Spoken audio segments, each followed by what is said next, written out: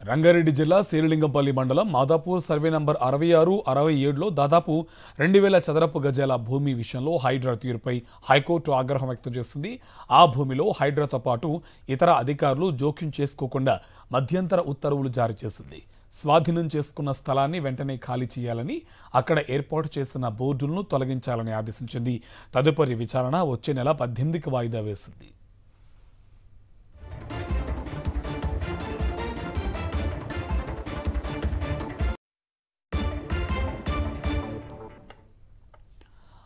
రంగారెడ్డి జిల్లా శేరిలింగంపల్లి మండలం Madhapur survey number 66, 67లో దాదాపు 2000 చదరపు గజాల భూమి విషయంలో హైడ్రా తీరుపై హైకోర్టు ఆగ్రహం వ్యక్తం చేసింది.